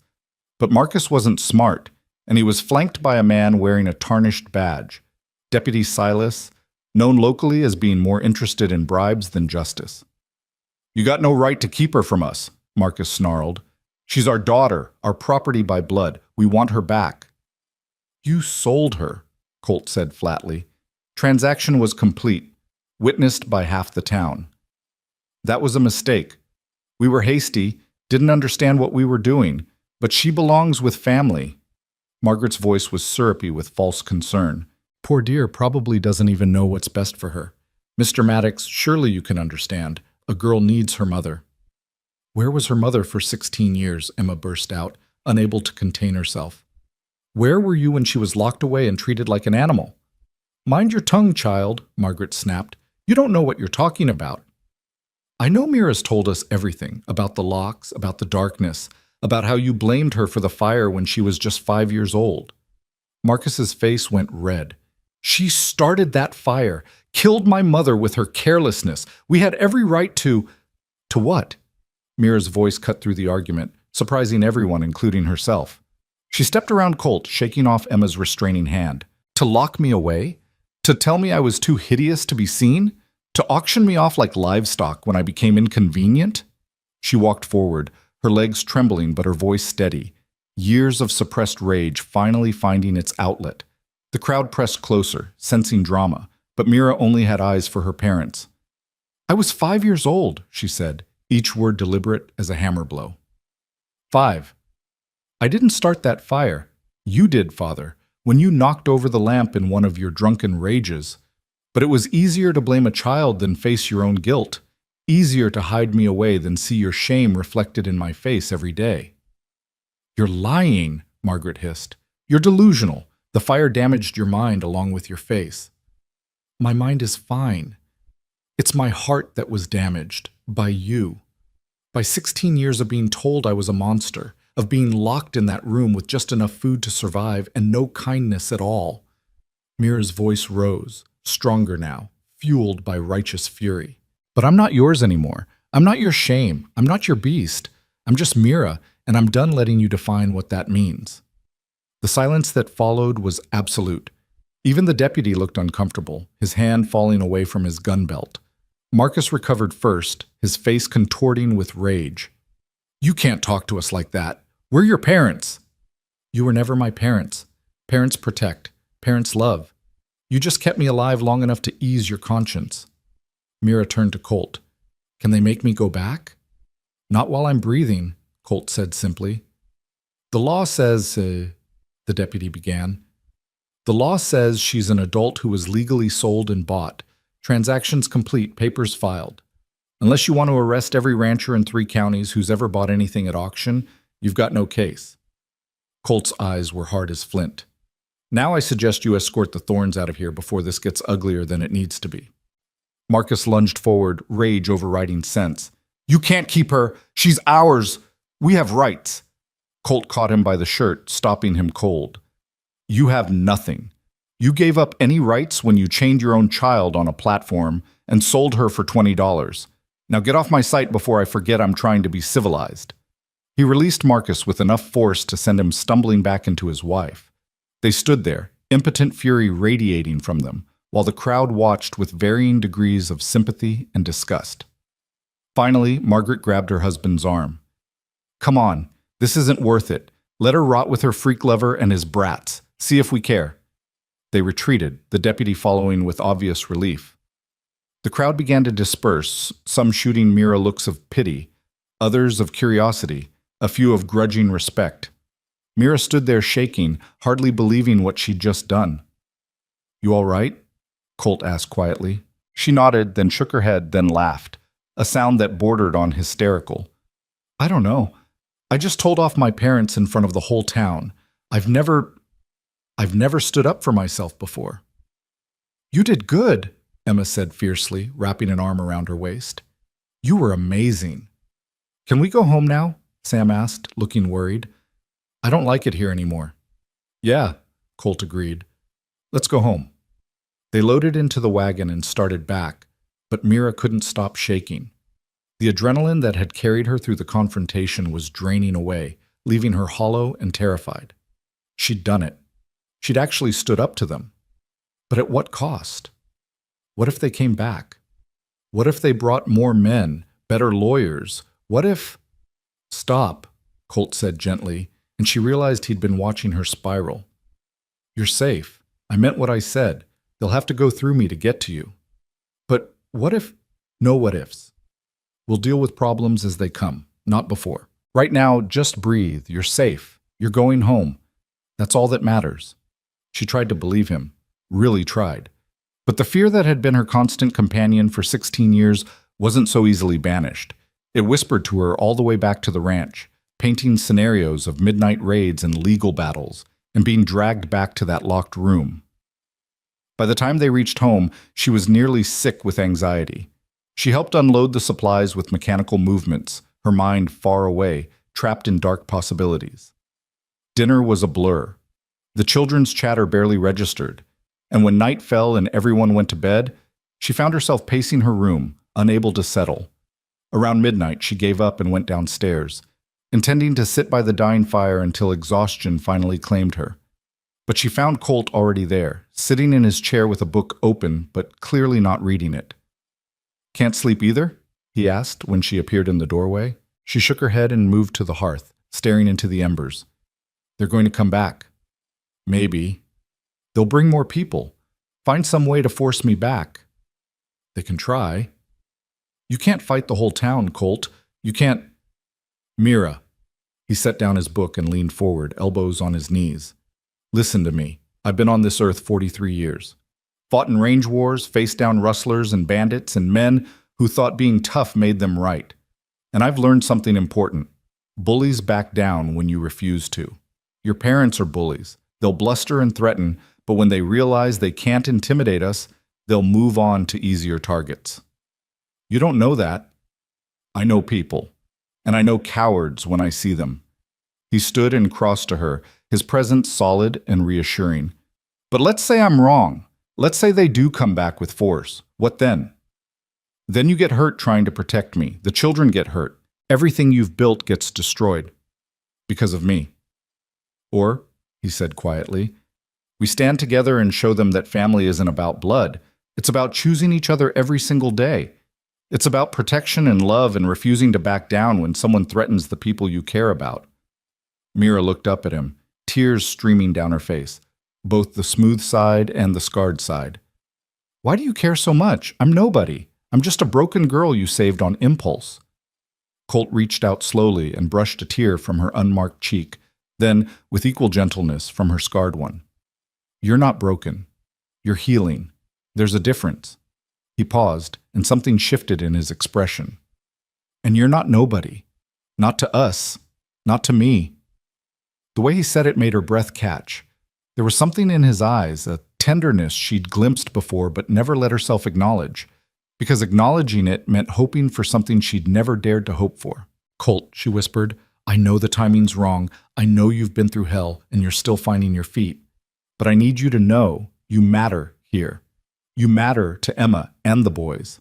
And you matter to me in ways that scare me a little, if I'm being honest." "I matter," she repeated, testing the words like they were in a foreign language. "Yes. So stop thinking about running. Stop thinking about what you'll cost us. You're worth fighting for, Mira. You're worth protecting, and if it takes the rest of my life to make you believe that, then I've got time." She couldn't speak, could only stand there while something fundamental shifted inside her, while hope, real, terrifying hope, bloomed in places she'd thought were too damaged to grow anything. Then the moment shattered. Thunder cracked overhead, so loud and sudden it felt like the sky was splitting open. The windows rattled and rain began to hammer against the roof with a violence that spoke of storms born in hell. "Damn," Colt muttered, moving to the window. Outside, the world had disappeared behind sheets of rain. Lightning flashed, illuminating the yard in stark white snapshots. This is bad. This is really bad. Another crack of thunder, and then a scream from upstairs. The children. Colt was moving before Mira could react, taking the stairs 3 at a time. She followed, her heart pounding. In the twins' room, Sam and Ben were huddled together in one bed, eyes wide with terror as wind howled through a window that had blown open, rain soaking the floor. "I've got them," Colt said, scooping both boys into his arms. "Get Emma." Mira ran to Emma's room and found the girl already awake, clutching her pillow as another flash of lightning turned the world white. "Come on," Mira urged, reaching for her hand. "Downstairs, away from the windows." They'd barely made it to the hallway when the sound of breaking glass exploded from downstairs. Then a terrible groaning, the sound of wood under stress, and a crash that shook the entire house. "The porch!" Colt yelled over the storm. "The porch is coming down! Everyone to the back hallway, now!" They scrambled through the dark house, lightning providing irregular bursts of illumination. The front windows were shattering one by one, wind screaming through the openings like a living thing. Furniture scraped across floors. Pictures fell from walls. The house itself seemed to be crying out in pain. In the narrow back hallway, the most sheltered part of the house, they huddled together. Colt set the twins down but kept his arms around them. Emma pressed against Mira, who wrapped the girl tight, her own fear forgotten in the need to protect these children who'd given her everything. "Is the house going to fall down?" Ben asked, his voice small. "No," Colt said firmly. "This house has weathered worse. We just need to wait it out." But the storm had other ideas. A sound like a freight train filled the air, and then the wall beside them bulged inward. Colt reacted instantly, shoving the twins and Emma toward the opposite corner. Mira moved with them, her body instinctively curving over the children, making herself a shield. The wall exploded inward in a shower of splinters and rain. Wind whipped through the gap, bringing with it debris and cold and chaos. Mira felt something slash across her back, but didn't let go of the children. Just held tighter, curled smaller, made herself armor between them and destruction. Then Colt was there, his huge body covering all of them, his arms creating a cage of safety in the midst of madness. Through the roar of wind and rain, Mira could hear his voice, steady and calm, talking them through it. "I've got you. You're all safe. I've got you. Just breathe. Just hold on. I've got you." Time became meaningless. Seconds stretched into hours, hours compressed into heartbeats. There was only the storm and the warmth of bodies pressed together, and Colt's voice anchoring them to safety. And then, slowly, the wind began to ease. The rain softened from a pounding assault to a steady drumming. The thunder rolled away toward the mountains, taking its fury with it. In the sudden quiet, they stayed huddled together, none of them quite ready to believe it was over. Finally, Colt stirred, checking each of them in turn. "Everyone all right? Anyone hurt?" "I'm okay," Emma whispered. "We're fine," Sam said, Ben nodding agreement. Then Colt's eyes found Mira, and his expression shifted. "You're bleeding." She touched her back and her hand came away red. "It's nothing, just a scratch." "Let me see." "The children first. Make sure they're really okay." But the children were already checking themselves over, finding only bruises and fear. Colt gently turned Mira around and swore softly. A long gash ran across her shoulder blade where flying wood had caught her. "This needs cleaning and bandaging. Come on." He led her to the kitchen, which had somehow survived mostly intact, and lit a lamp with shaking hands. In the flickering light, the damage to her back looked worse. But he worked with steady efficiency, cleaning and binding the wound while she gritted her teeth against the pain. "You shielded them," he said quietly as he worked. "When the wall came down, you put yourself between the debris and my children." "Of course I did." "Not of course. Not everyone would have. Not everyone would risk themselves for kids that aren't theirs." Mira turned to look at him over her shoulder. "They are mine. Maybe not by blood, but they're mine. You all are." Something passed between them in that moment, an understanding deeper than words. Colt's hand stilled on her shoulder, and when he spoke, his voice was rough with emotion. I thought I'd lost you. When that wall came down, I thought... He couldn't finish. But you didn't. We're all safe, because you protected us. We protected each other. He tied off the bandage and helped her back into her dress. That's what family does. They found the children in the living room, huddled together under blankets. The front of the house was a disaster. Windows shattered, furniture overturned, half the porch torn away and scattered across the yard. But the back rooms were largely intact, and that was enough. They spent the rest of the night together, no one wanting to be alone. As dawn broke, gray and exhausted, they ventured outside to survey the damage. It was extensive but not catastrophic. The porch could be rebuilt. The windows could be replaced. The walls could be patched. They'd survived. Battered, shaken, but together and whole. Standing in the wreckage of his front yard, Colt felt Mira slip her hand into his. He looked down at her, this girl who'd been called a beast, who'd been sold like property, who'd just spent a night protecting his children with her own body, and something in him finally, completely, surrendered. Mira, he said softly, I think I need to tell you something. She looked up at him, her scarred face beautiful in the morning light, and waited. But before he could speak, the sound of approaching horses made them both turn. A group of riders was coming up the road, a dozen or more, and at their head rode Marcus and Margaret Thorne. They'd come back after all, and they'd brought force with them. Colt's hand tightened around Mira's, his body going tense as a drawn bowstring.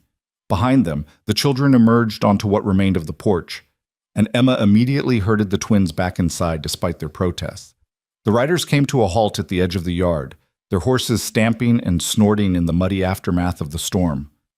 Marcus sat tall in his saddle, triumph written across his weasel features. Margaret beside him wore that same cold smile Mira remembered from childhood, the smile that preceded locked doors and missed meals. But it was the man in the center who made Mira's blood run cold. Judge Whitmore, fat and prosperous in his fine coat, his jowls quivering as he surveyed the storm damage with barely concealed satisfaction. Behind them, rough-looking men sat astride their horses, hired muscle, with dead eyes and loose morals. Mr. Maddock, Judge Whitmore called out in his pompous courtroom voice, I'm afraid we have legal business to conduct. The Thornes have filed a petition for the return of their daughter, citing coercion and mental incompetence at the time of sale. That's horseshit, and you know it, Colt said flatly. The sale was legal and public. Half the town witnessed it. Nevertheless, questions have been raised about the girl's capacity to consent to her own sale. Furthermore, Mr. Thorne has produced evidence that you failed to register the proper ownership papers with the county clerk. The judge's smile was oily, which means, technically, the sale was never completed. Miss Thorne remains the legal property of her parents. I'm not property, Mira said, her voice shaking but audible. I'm a person. A person who is mentally deficient, according to medical testimony, Margaret called out. Damaged by the fire that scarred you, dear. You don't know what's best for yourself. You need your family. I have a family. Mira stepped forward despite Colt's restraining hand. And it's not you. Marcus's face darkened. You ungrateful little monster. After everything we did for you, fed you, housed you, kept you from frightening decent folk, and this is how you repay us? By spreading lies and living in sin with some rancher? Living in sin? Colt's voice dropped to a dangerous register. That's a serious accusation, Judge. I hope you've got proof before you let slander like that stand. The girl lives under your roof, unchaperoned, unmarried, Whitmore said with false regret. It raises questions about your intentions and her virtue. Of course, if you were to marry her, that would settle the matter of guardianship. But I suspect that's not in your plans, is it, Mr. Maddox? It was a trap, beautifully laid. Either admit he had no intention of marrying Mira, which would make her seem like a kept woman and strengthen the Thornes' case, or propose on the spot under duress, which no man of pride would do. Either way, they won. But Colt had never been good at playing by other people's rules. My intentions toward Mira are honorable and none of your damn business, he said. But since you're asking in front of witnesses, I'll make it plain. He turned to Mira, his gray eyes steady on hers. I was planning to wait. Do this proper, with flowers and a ring that didn't come from necessity. But I've never been good at waiting, and I'm too old to start now. He took both her hands in his, and the world seemed to shrink down to just the two of them despite the audience of hostile faces. Mira Thorne, you are the bravest, kindest, strongest person I've ever met. You've brought light back into this house, taught my children to see past surfaces to what matters underneath, and shown me that maybe I'm not as dead inside as I thought. His voice was rough with emotion.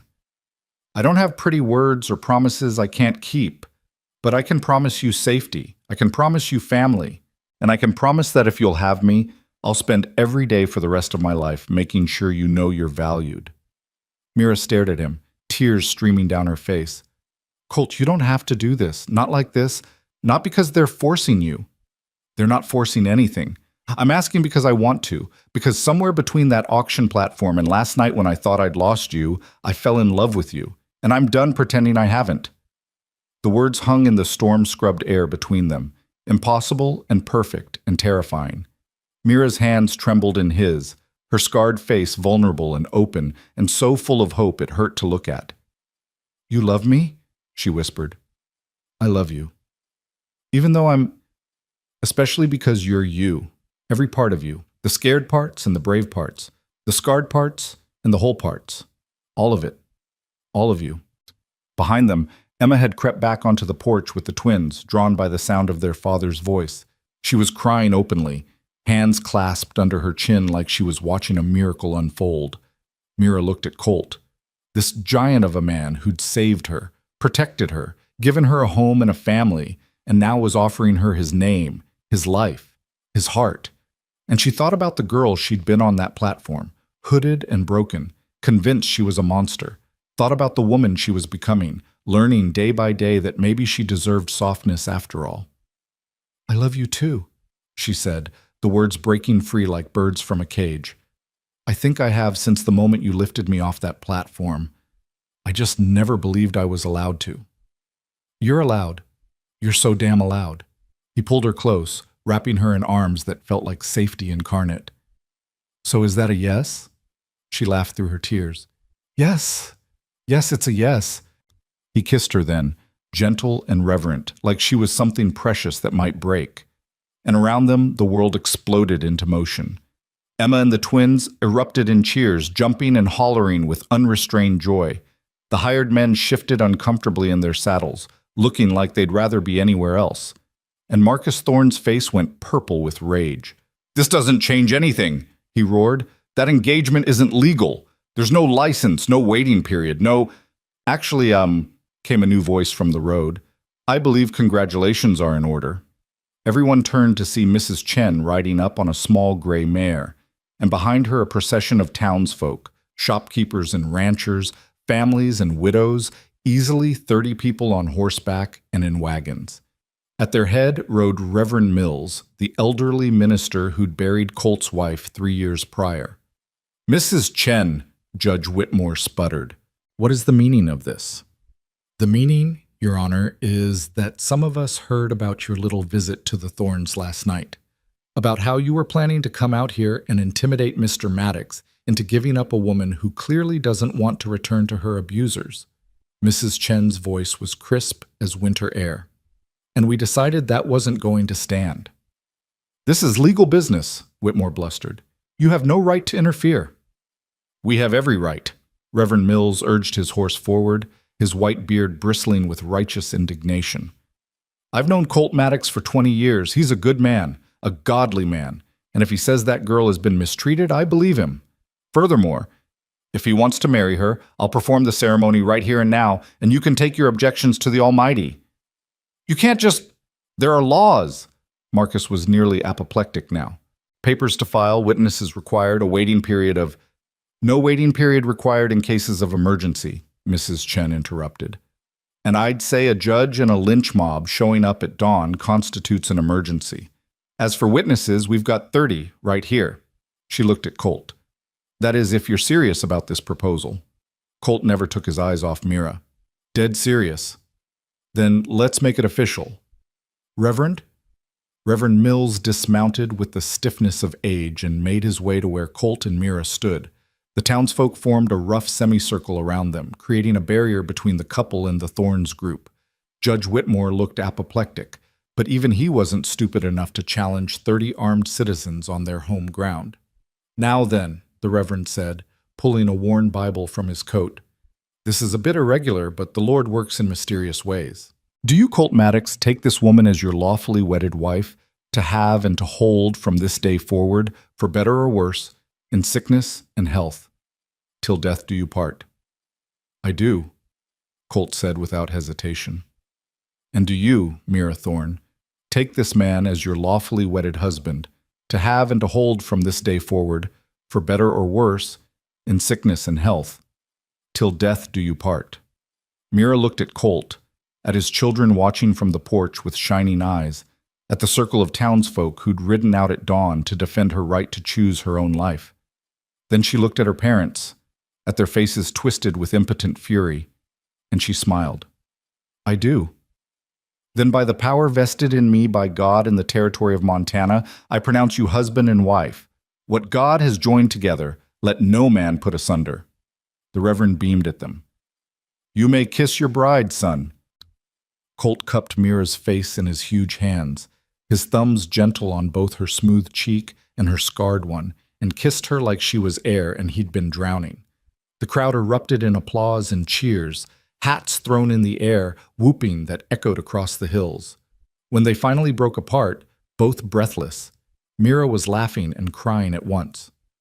"We're married! We're actually married!" "You're stuck with me now," Colt said, grinning wider than she'd ever seen him smile. "I can live with that."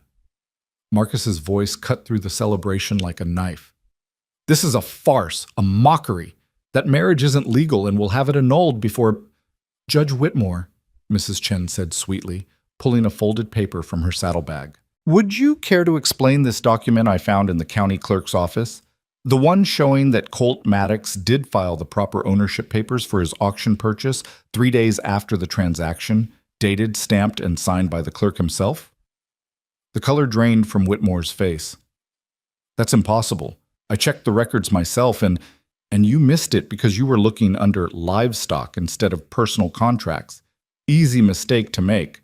Unless, of course, you weren't really looking at all and just took Marcus's word for it." She smiled, showing teeth, which would suggest collusion between a judge and a plaintiff.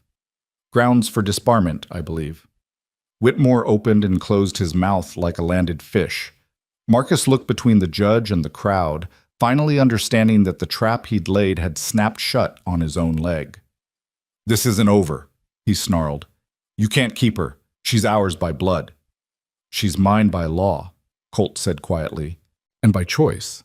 Her choice, which is the only one that matters. We could contest the marriage. Mental incompetence, coercion, fraud. You could try," Mrs. Chen agreed. "Of course, then we'd have to bring up the real story of how Mira got those scars.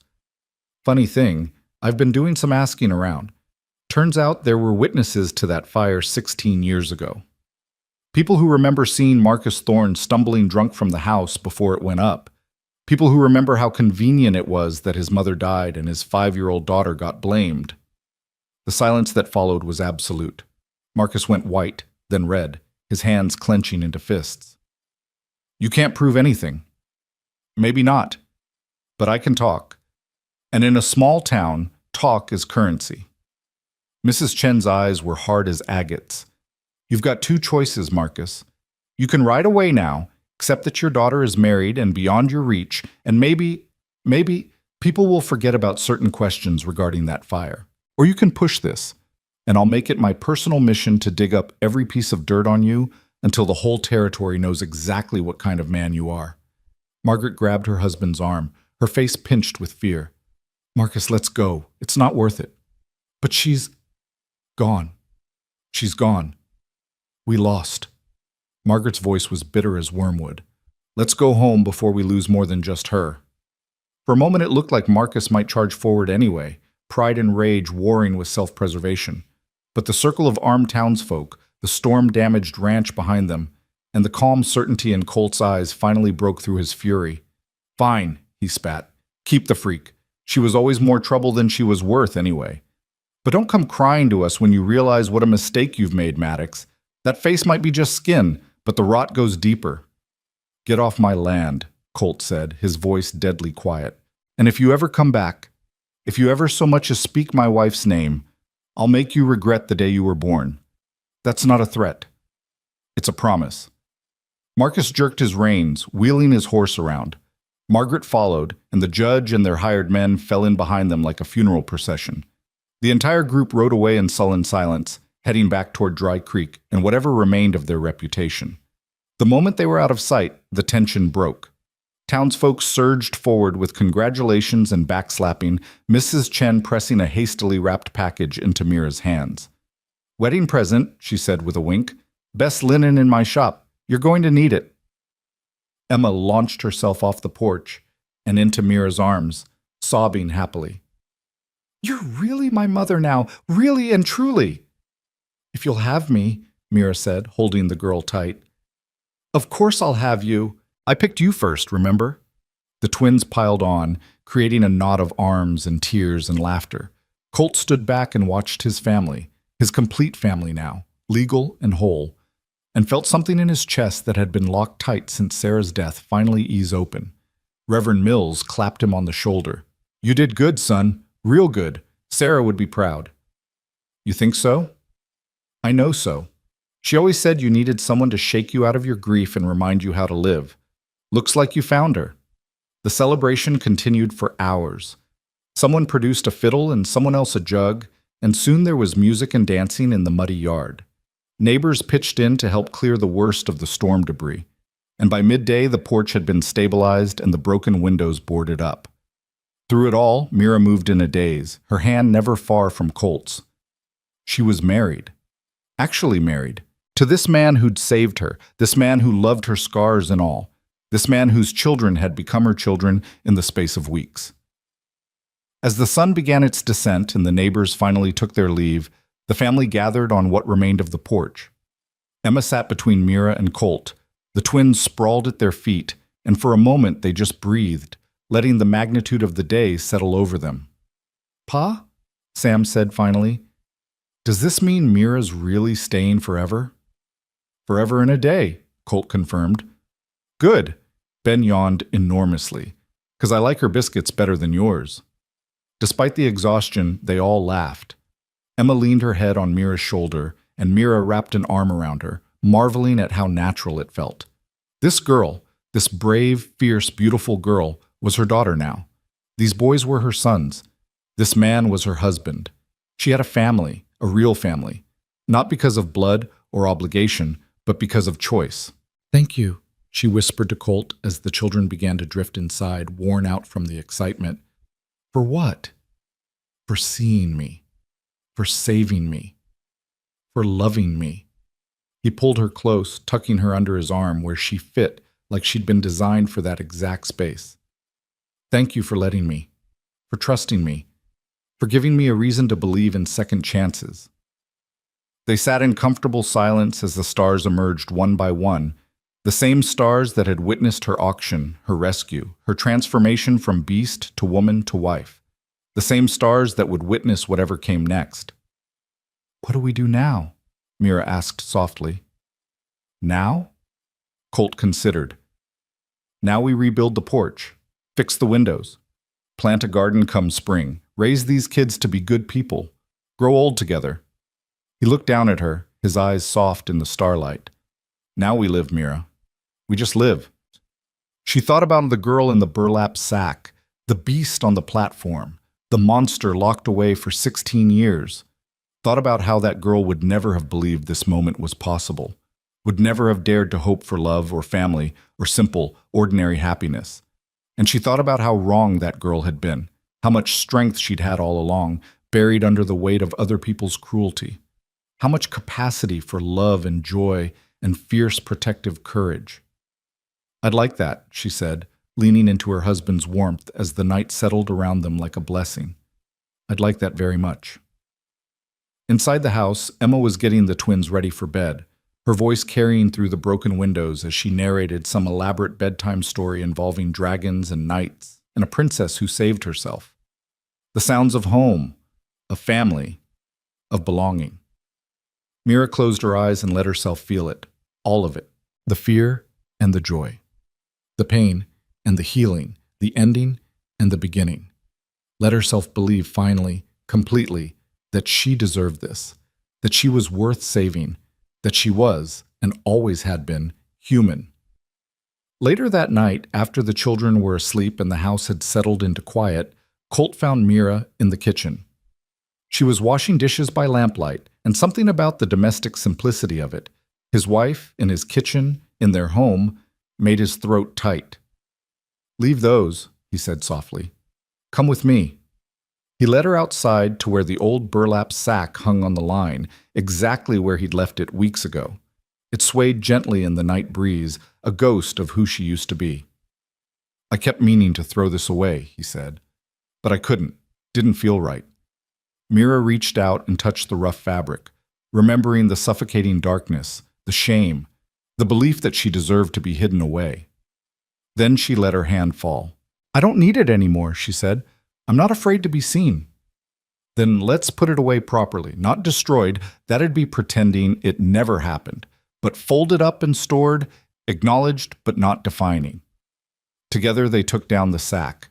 Mira folded it carefully, her movements deliberate and calm, and when it was a small square of rough cloth, she held it for a moment against her chest.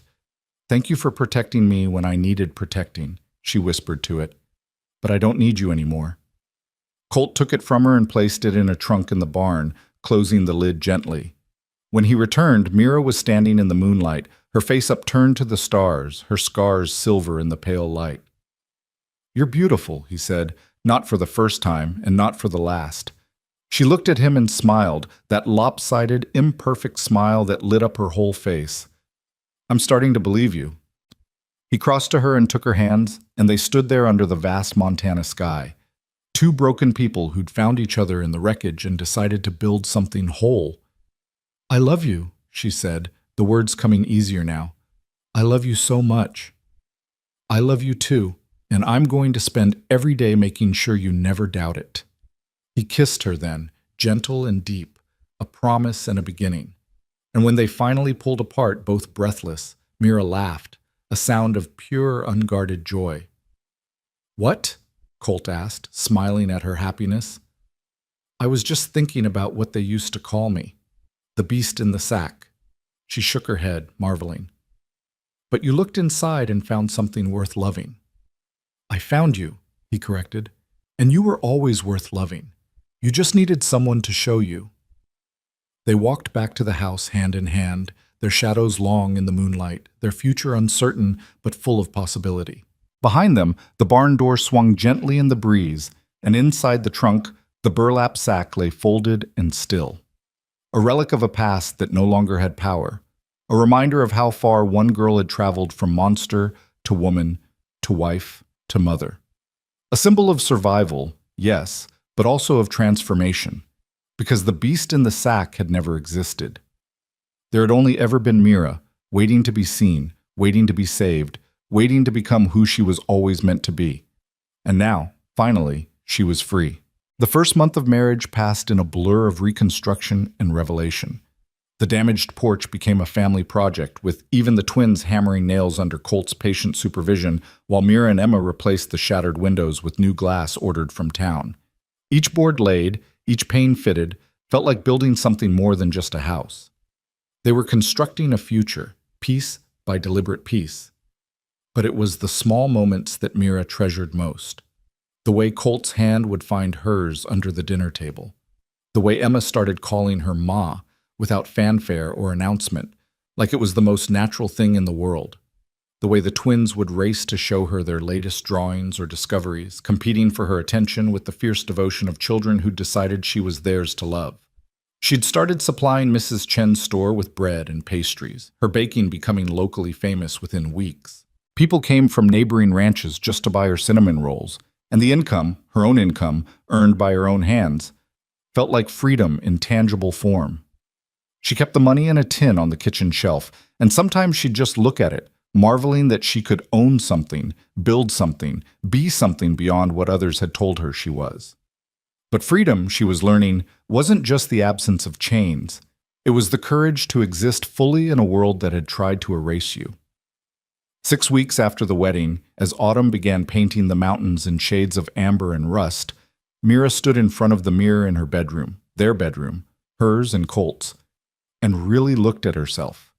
Not quick glances or averted eyes, but a long, honest assessment of the woman staring back.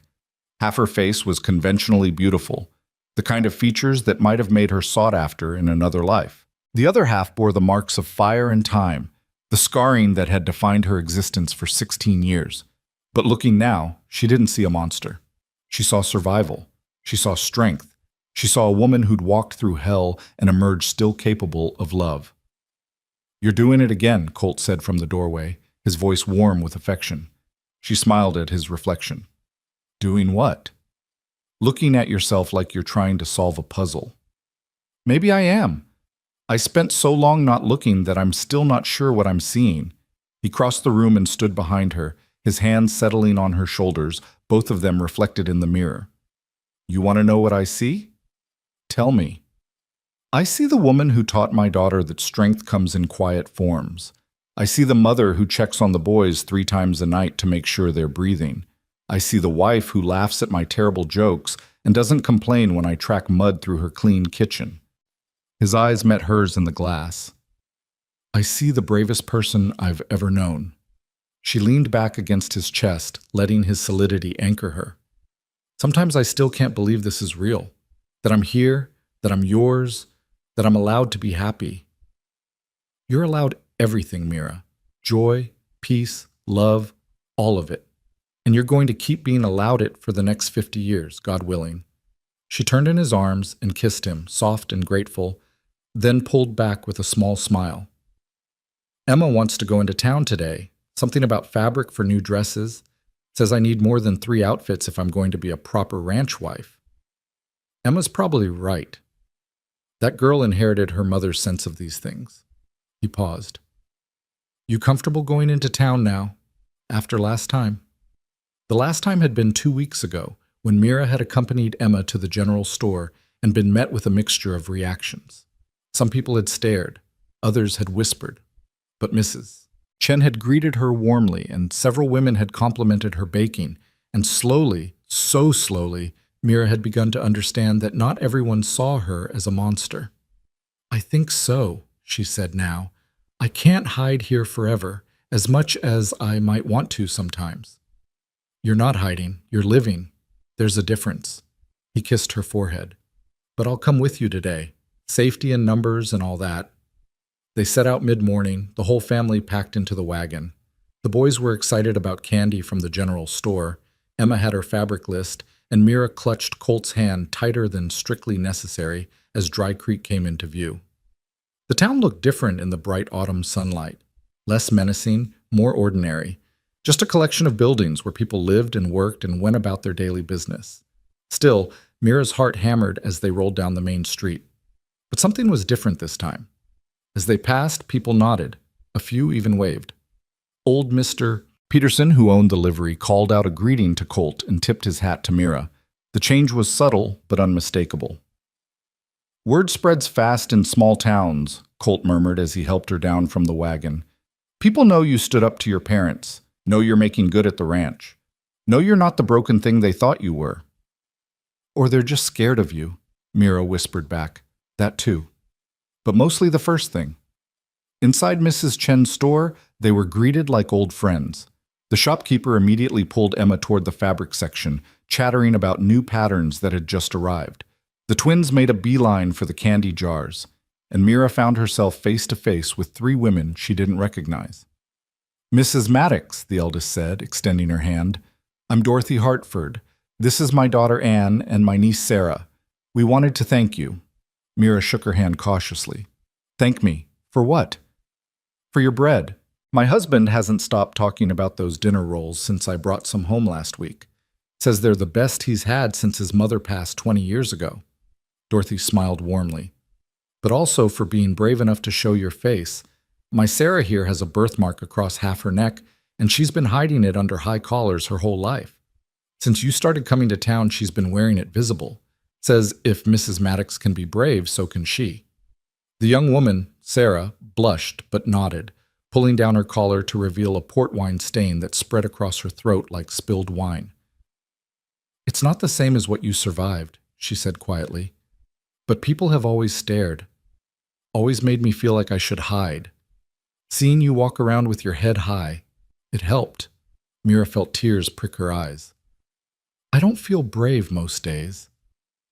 That's what makes it brave, Dorothy said gently. Doing it scared. That's real courage. They talked for a few more minutes before the women made their purchases and left. Mira stood there, stunned, until Colt appeared at her elbow with an armload of supplies. You all right? I think I helped someone, just by existing, by not hiding. You've helped a lot of people, darling. You just don't see it yet. The rest of the visit passed without incident. They loaded their supplies, collected the children, and were preparing to leave when a commotion at the far end of the street caught their attention. A young girl, no more than 7 or 8, was crying on the church steps while her mother tried frantically to comfort her. As they drew closer, Mira could see why. The child's dress had caught on something and torn badly, revealing bandages on her arm. I'm sorry, Mama, the girl sobbed. I'm sorry I'm so clumsy. I ruin everything. The mother looked exhausted and worried. It's all right, sweetheart. We'll fix it. We always do. Mira found herself moving toward them before she'd consciously decided to. Colt followed, always her shadow, always her support. Excuse me, Mira said softly. I couldn't help but overhear. I'm pretty good with a needle. Maybe I could help. The mother looked up and recognition flickered across her face. She'd clearly heard about Mira. Everyone in town had by now, but whatever she'd heard didn't translate to hostility, just relief. Oh, would you? I'm terrible at mending, and this is her only good dress. We were supposed to meet her father at the hotel, but now... She trailed off helplessly. May I? Mira asked the little girl, who was staring at her with wide eyes. The child nodded, and Mira knelt on the steps, examining the tear. This isn't so bad. I can fix it right here if you have thread. The mother produced a small sewing kit from her bag, and Mira set to work. Her stitches were small and precise, nearly invisible. As she worked, she noticed the little girl staring at her scarred side. Does it hurt? The child asked with the blunt curiosity of youth. Not anymore. It did once, a long time ago. What happened? There was a fire when I was about your age. I got burned. Were you scared? Mira paused, considering the question seriously. Yes, very scared, and I stayed scared for a long time after, but I'm not scared anymore. Because you're brave now? Because I found people who love me no matter what I look like, and that made it easier to be brave. The little girl thought about this, then pointed to her own bandaged arm. I fell. Mama says I might have a scar. Scars aren't so bad, Mira said gently, finishing the last stitch and biting off the thread. They're just proof you survived something hard. They're like medals, really. Medals you wear on your skin instead of your shirt. The child's face brightened. Medals. I like that. Mira handed the repaired dress back to the mother, who looked close to tears. Thank you so much. How can I repay you? No payment needed. Just pass the kindness forward when you get the chance. As they walked back to the wagon, Emma appeared at Mira's side, pride shining in her eyes. That was really nice what you did. It was just mending a dress. It was more than that. You gave that little girl a different way to think about her scar. That's bigger than sewing. Later, as they drove home through the golden afternoon, Mira leaned against Colt's shoulder and watched the landscape roll by. The mountains stood eternal against the sky, the grass rippled like water in the breeze, and somewhere a hawk circled on thermal currents, hunting with patient grace. I think I'm starting to understand something, she said quietly. What's that? Why you saved me. I used to think it was impulse or charity, but it's bigger than that. You saved me because that's what people are supposed to do for each other. See each other, help each other, refuse to look away when someone's suffering. Colt's arm tightened around her. Took you long enough to figure that out. I'm a slow learner sometimes. You're exactly the learner you need to be. The weeks continued to unspool, each one bringing small triumphs and minor setbacks, all of them navigated together. Mira's baking business grew until she was supplying 3 stores in neighboring towns. Emma bloomed under having a mother again, her grief over Sarah's death finally easing as she learned that love doesn't replace love. It expands to include it. The twins grew like weeds, their drawings now covering most of the barn's exterior, a riot of color and imagination that made visitors smile. And Colt watched his wife become more herself every day, watched her confidence grow, watched her laugh more, and flinch less. Watched her become the woman she'd always been underneath the fear. 3 months after the wedding, on a crisp December morning with snow threatening in the gray-bellied clouds, Colt found Mira in the barn. She was standing in front of the trunk where they'd stored the burlap sack, her hand resting on the lid. "You thinking about it?" he asked. "Thinking about burning it." "Why?" "Because it still has power. Even locked away, even folded up, I know it's here. And sometimes I wonder if I should destroy it completely, erase that part of my life." Colt came to stand beside her. "Or you could leave it. Proof of where you came from, reminder of how far you've traveled." "It hurts to remember." "Healing usually does." He paused. "But it's your choice. It always has been. If you need to burn it to move forward, then we'll burn it together." Mira stood there for a long moment, her hand on the trunk, feeling the weight of the decision. Then slowly, she lifted her hand and stepped back. "No," she said finally. "I think I'll leave it. Not because I need it or want to remember the bad parts, but because someday, maybe, I'll want to show my children or grandchildren what their mother survived, what she overcame, and maybe it'll help them be brave when they're scared. That's the spirit." Colt pulled her close, kissing the top of her head. "Now come on. Emma's been baking all morning, and the boys are dying to show you their Christmas surprise." Christmas at the ranch was a revelation. Emma had decorated every surface with pine boughs and holly. The twins had made ornaments from pine cones and string, and on Christmas morning, when they gathered around the small tree Colt had cut from the North Ridge, Mira felt something she'd never experienced before. She felt like she belonged to something larger than herself, something good and warm and permanent. The children gave her gifts they'd made: drawings, a carved horse from Ben, a pressed flower collection from Sam, a scarf Emma had knitted in secret, and when Colt handed her a small box wrapped in brown paper, she opened it with trembling fingers. Inside was a ring, simple silver etched with a running horse, the same one he'd promised her that day on the porch, but also a pair of matching earrings, delicate and beautiful. "I know I gave you a ring already," he said, "but that one was practical, done in haste. This one's because I want to, because you deserve beautiful things, because I love you." She threw her arms around his neck, crying happy tears while the children whooped and hollered. And later, when the excitement had died down and the children were playing with their new toys, she stood at the window wearing her new jewelry and watched snow begin to fall. Behind her, Colt wrapped his arms around her waist and rested his chin on her head. "Happy? Happier than I ever thought possible. Happier than I deserve." "You deserve everything, Mira Maddox. When are you going to believe that?" She turned in his arms and looked up at him, this man who'd given her everything: safety, family, love, and most importantly, the courage to believe she was worth all of it.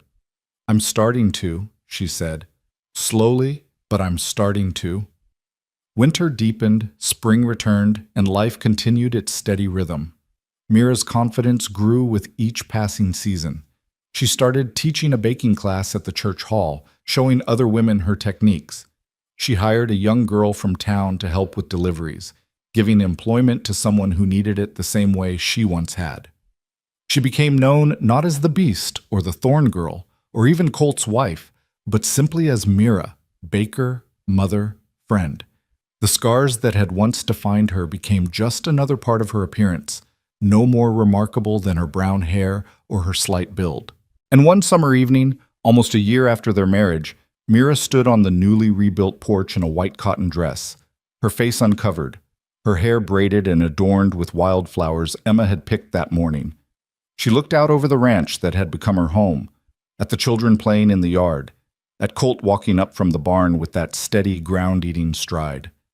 He climbed the steps and stopped in front of her, taking in the sight of her, his wife, backlit by the setting sun, looking like every dream he'd never dared to have. "What are you thinking about?" he asked. "About how far I've come, about that platform in Dry Creek, how I stood there convinced I was a monster, convinced I deserved everything bad that had ever happened to me." She smiled, that lopsided smile he loved. "And then this giant cowboy rode in and changed everything." "I didn't change anything, just saw what was already there." "You saved me, Colt, saved my life, yes, but more than that. You saved my heart. You looked inside the sack and found something worth fighting for." He pulled her close, and they stood there in the golden light while their children played and the mountains stood eternal and the future stretched before them, uncertain but full of promise. "They called you a beast," he murmured against her hair. "But I found a woman. I found my wife. I found my heart." She pulled back just enough to look at him, her scarred face and smooth face equally beautiful in that moment, equally beloved. "And I found mine. I thought it was dead, locked away in that room all those years, but it was just waiting for someone to show me it was safe to live again." Behind them, Emma called out that dinner was ready. The twins came running, covered in dirt and joy. The evening insects began their chorus. Life, in all its ordinary glory, continued. That night, after the children were asleep and the house had settled into peaceful quiet, Mira and Colt walked out to the eastern pasture where the first stars were emerging. They lay in the grass the way young lovers do, staring up at the infinite sky. "Do you ever regret it?" Mira asked. "Taking a chance on me?" "Never. Not once. Not even for a second." "Even when I burned the biscuits last Tuesday?" He laughed, the sound rumbling through his chest. "Even then. Though I won't lie, those biscuits were pretty bad." She swatted his arm, and they lay there laughing like children, like people who'd earned their joy through surviving sorrow. "I love you," she said when the laughter faded. "I love you so much it scares me sometimes." That's how you know it's real. Real love is terrifying because it matters so damn much. He turned his head to look at her. But it's also the only thing that makes this short, hard life worth living. She thought about the girl in the burlap sack, the one who'd been so certain she was unlovable. Thought about how wrong she'd been, how much strength she'd had all along, buried under years of cruelty and lies. And she thought about the woman she was now, baker, mother, wife, friend. A woman with scars and stories and courage earned through survival. A woman who'd learned that beauty wasn't about symmetry or perfection, but about the capacity to love and be loved in return. "Maybe from today on," she whispered, echoing the words Colt had said to her months ago, "we live with nothing left to hide." "We already do, darling. We already do." They lay there until the stars crowded the sky from horizon to horizon, until the night air grew cool and drove them back inside. And as they walked hand in hand toward the house, toward their home, their family, their life, Mira looked back once at the barn where the burlap sack lay folded in its trunk. They had called her the beast in the sack, had tried to make her believe she was something to be hidden and ashamed of. But Colt had looked past the surface to the truth underneath. He'd found a woman worth fighting for, a heart worth saving, a love worth building a life around. And she had found the same in him, not a savior, but a partner. Someone who saw her completely and loved her anyway. Someone who'd helped her understand that she'd never been a monster at all. Just a girl who'd been taught to fear her own reflection. A girl who'd needed someone to show her that scars were just proof of survival, that being different wasn't the same as being wrong, that love could heal wounds thought to be permanent. Inside the house, Emma had left a lamp burning in the window, a beacon, a welcome, a promise that this was home. Mira squeezed Colt's hand and he squeezed back, and together they crossed the threshold into the life they'd built. A life without hiding, without shame, without fear. A life where a girl once called a beast had learned to be beautifully, perfectly human. And that, Mira thought, as Colt closed the door behind them and pulled her into his arms, was the greatest miracle of all. Not that she'd been saved from the platform, not that she'd married well, or found safety, or even learned to live without the hood. The miracle was simpler and more profound than all of that. The miracle was that she'd learned to believe she deserved saving, that her scars didn't define her worth, that she was, and always had been, enough. The beast in the sack was gone, laid to rest in a trunk in a barn, a relic of a past that held no more power. In its place stood Mira Maddox, scarred and strong, broken and healed, lost and found, and finally, impossibly, free.